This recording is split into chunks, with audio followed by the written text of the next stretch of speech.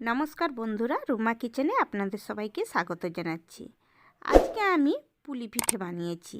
এই পুলি পিঠেগুলো বানিয়েছি নারকেল দিয়ে। আজকে নারকেল দুই রকমভাবে ভেজে পুলি পিঠেগুলো বানিয়েছি। অনেকগুলো চিনি দিয়ে নারকেল ভেজে পিঠে বানিয়েছি, আবার অনেকগুলো গুড় দিয়ে নারকেল ভেজে পিঠে বানিয়েছি। দুইটা পিঠেই এত সুন্দর দেখতে এবং খেতে হয়েছে। একটা গুড়ের পিঠে আমি দেখাচ্ছি, দেখুন বন্ধুরা, ভেতরটা কত সুন্দর হয়েছে।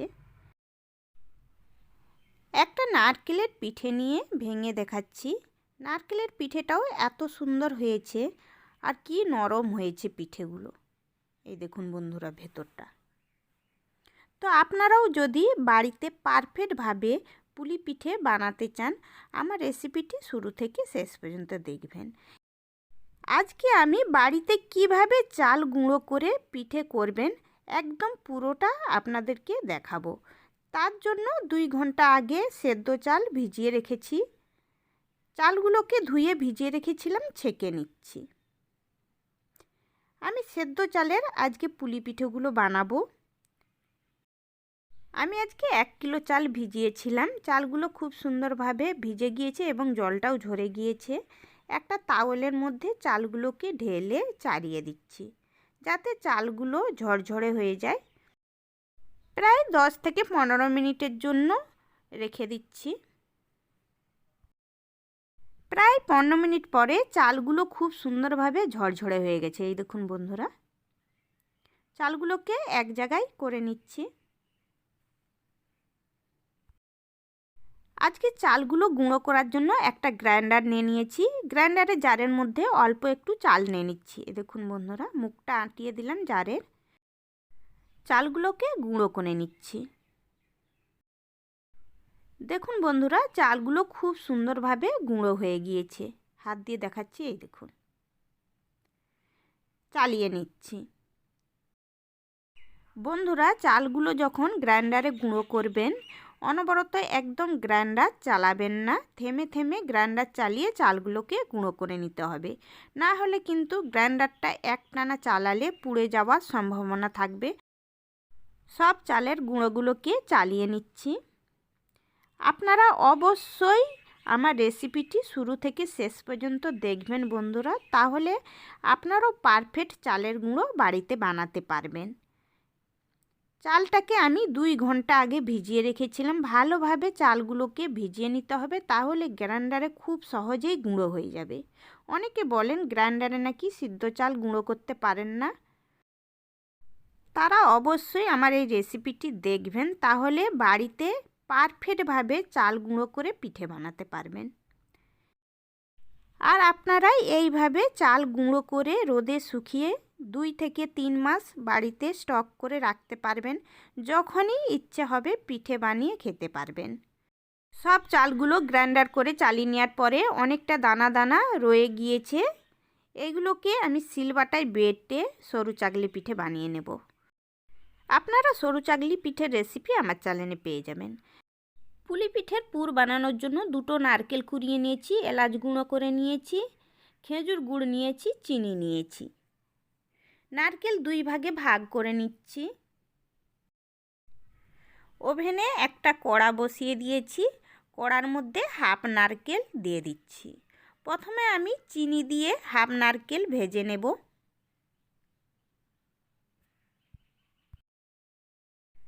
খুন্তি দিয়ে 1 মিনিটের মতো নারকেল নেড়ে নিচ্ছি। এবার আমি চিনি দিয়ে দিচ্ছি। চিনি দিয়ে কিছুক্ষণ ধরে নারকেল নেড়ে নেব।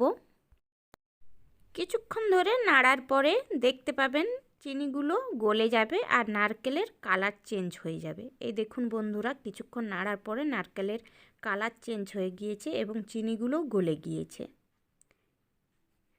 এলাচ গুঁড়ো দিয়ে দিচ্ছি। এলাচ গুঁড়ো দিয়ে আবারও 1 মিনিটের মতো নেড়ে নিচ্ছি। 1 মিনিট পরে বন্ধুরা, নারকেলটা ভাজা ভাজা হয়ে গিয়েছে। গ্যাসটা অফ করে একটা প্লেটে ঢেলে নিচ্ছি।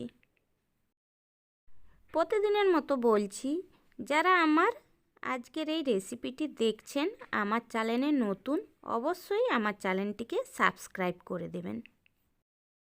আবারও কড়া বসিয়ে দিয়েছি, কিছুটা নারকেল রেখে দিয়েছিলাম, গুড় দিয়ে ভেজে নিচ্ছি। আজকে আমি খেজুর গুড় দিয়ে নারকেলগুলো ভেজে নিচ্ছি, আপনারা চাইলে আখ গুড় দিয়েও ভেজে নিতে পারেন। খেজুর গুড় নিয়ে নিয়েছি, একটা গ্রেটার নিয়ে নিয়েছি, গ্রেটার দিয়ে খেজুর গুড়টাকে গ্রেট করে নিচ্ছি। একটা নারকেলে 150 গ্রামের মতো গুড় গ্রেট করে নিয়েছি। এবার আমি গুড় আর নারকেল ভেজে নিচ্ছি। অনেক বন্ধুরা বলেন গুড় দিয়ে নারকেল নেড়ে পুলি পিঠার পুর বানাতে পারেন না, তাদের জন্য আজকে আমার এই রেসিপি। আপনারা অবশ্যই এইভাবে গুড় দিয়ে নারকেল নেড়ে পুলি পিঠা বানাবেন, একদম পারফেক্টভাবে পুলি পিঠা বানাতে পারবেন। নারকেল গুড় দিয়ে কিছুক্ষণ ধরে নেড়ে নিয়েছি, গুড় গলে গিয়েছে।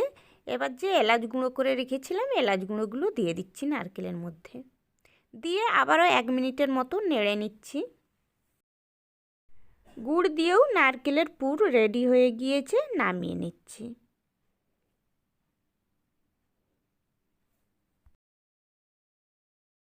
পুলি পিঠের জন্য পুর রেডি হয়ে গিয়েছে। এবার আমি জল গরম করে নেব। একটা মোমো মেকারের মধ্যে জল নিয়ে নিয়েছি, ওভেনের মধ্যে জল গরম করতে বসিয়ে দিচ্ছি।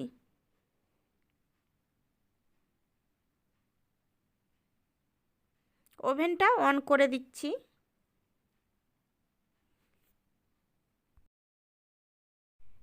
কিছুক্ষণ পরে জল গরম হয়ে গিয়েছে, ঢাকনাটা খুলছি। এই দেখুন বন্ধুরা, জলটা ফুটতে শুরু করে দিয়েছে। আমি যে চাল গুঁড়ো করে নিয়েছিলাম, এতটা চালের গুঁড়ো নেব না, হাফ চালের গুঁড়ো দিয়ে পিঠে বানাবো। হাফ চালের গুঁড়ো রেখে দিচ্ছি, পরে আবার একদিন বানিয়ে নেব। লবণ দিয়ে দিচ্ছি পরিমাণ মতো। হাত দিয়ে লবণ আর চালের গুঁড়ো মিক্স করে নিচ্ছি।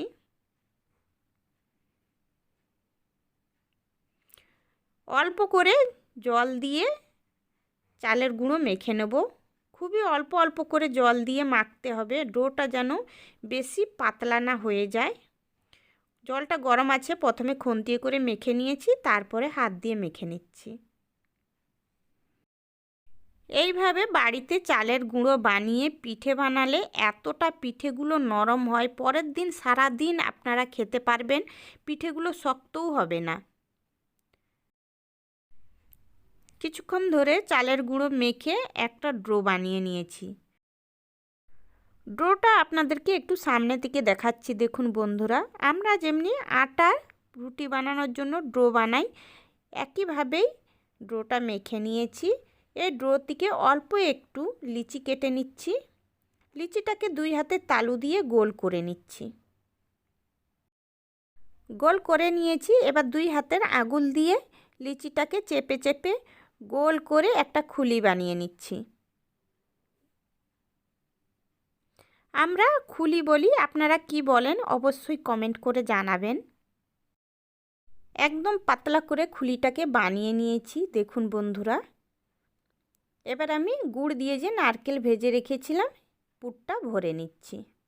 পুরটাকে চেপে চেপে ভরবো, যত বেশি করে পুর দেবো পিঠেগুলো খেতে খুব সুন্দর লাগবে। পুর দেয়া হয়ে গিয়েছে, এবার 2 হাত দিয়ে চেপে মুখটাকে বন্ধ করে দিচ্ছি। ভালোভাবে মুখটাকে বন্ধ করতে হবে, যাতে না মুখটা খোলা হয়ে যায়, তাহলে কিন্তু নারকেলের পুরটা বেরিয়ে যাবে। আমি যেইভাবে বানাচ্ছি আপনারাও একইভাবে বানিয়ে নেবেন পিঠেটা। ভালোভাবে দেখে নিন বন্ধুরা। এই দেখুন পিঠেটা কত সুন্দর লাগছে, দেখুন বন্ধুরা। একটা পিঠে বানিয়ে ফেললাম। একইভাবে আমি সব পিঠেগুলোকে বানিয়ে নিচ্ছি।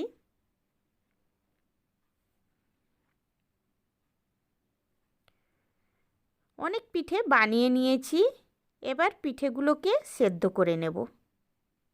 দেখতে কত সুন্দর লাগছে দেখুন। মোমো মেকারে ছাঁচ নিয়ে নিয়েছি, এই ছাঁচের মধ্যে একটা একটা করে পিঠে দিয়ে দিচ্ছি।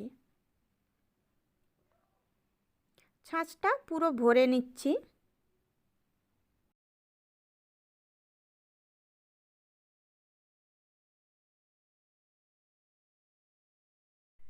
আর ছাঁচের মধ্যে পিঠে দেব না, অনেকগুলোই দিয়ে দিয়েছি। এবার সেদ্ধ করতে বসিয়ে দিচ্ছি। মোমো মেকারের ঢাকনাটা খুলে নিচ্ছি।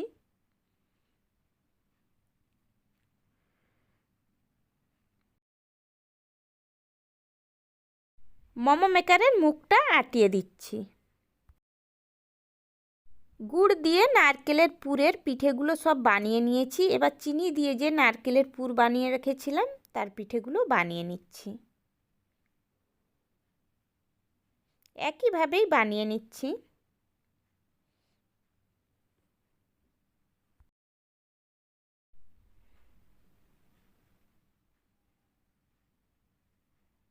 একটা প্লেটে রেখে দিচ্ছি। এই দেখুন বন্ধুরা, এটাও কত সুন্দর লাগছে দেখতে। একইভাবেই এই পিঠেগুলোও বানিয়ে নিচ্ছি।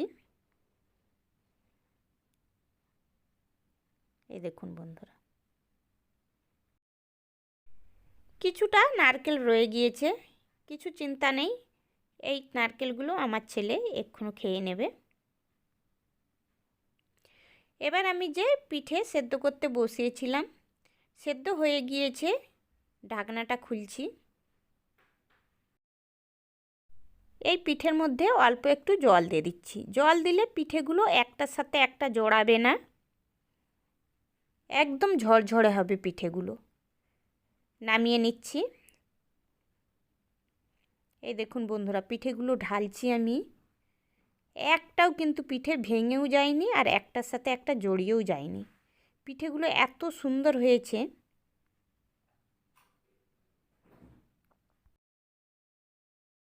আবারও একইভাবে সব পিঠেগুলোকে সেদ্ধ করে নিচ্ছি। তো বন্ধুরা, যারা একদম বাড়িতে পিঠে বানিয়ে খাননি, আপনারা অবশ্যই বাড়িতে এইভাবে পিঠে বানিয়ে খাবেন। দেখবেন আপনাদের এতটাই ভালো লাগবে। আর পিঠেগুলো বানানো এতটাই সোজা, দেখতেই পেলেন। এই পিঠেগুলোও হয়ে গিয়েছে। ঢাকনাটা খুলে এই পিঠেগুলোর মধ্যেও জল দিয়ে দিচ্ছি। ঠান্ডা জল দিতে হবে, গরম জল একদমই দেবেন না। খুব সুন্দর সেদ্ধ হয়ে গিয়েছে। তো বন্ধুরা, আপনাদের গুড় দিয়ে নারকেল নেড়ে পুরের পিঠে না চিনি দিয়ে নারকেল নেড়ে পুরের পিঠে কোনটা বেশি ভালো লাগলো অবশ্যই কমেন্ট করে জানাবেন। দুই রকমের পুর দিয়ে পিঠে বানিয়ে নিয়েছি। পিঠেগুলো দেখুন বন্ধুরা, এতটা সুন্দর লাগছে, এতটাই নরম হয়েছে এই পিঠেগুলো। আপনারা একদিন রেখে এই পিঠেগুলো খেতে পারবেন। তো বন্ধুরা, আমার এই পুলি পিঠের রেসিপি আপনাদের কেমন লেগেছে অবশ্যই বাড়িতে বানিয়ে খেয়ে কমেন্ট করে জানাবেন। ভালো লাগলে অবশ্যই লাইক শেয়ার করে দেবেন। আবার অন্য কোনো রেসিপি নিয়ে আপনাদের সামনে আসব। আজকের মতো বাই, টাটা।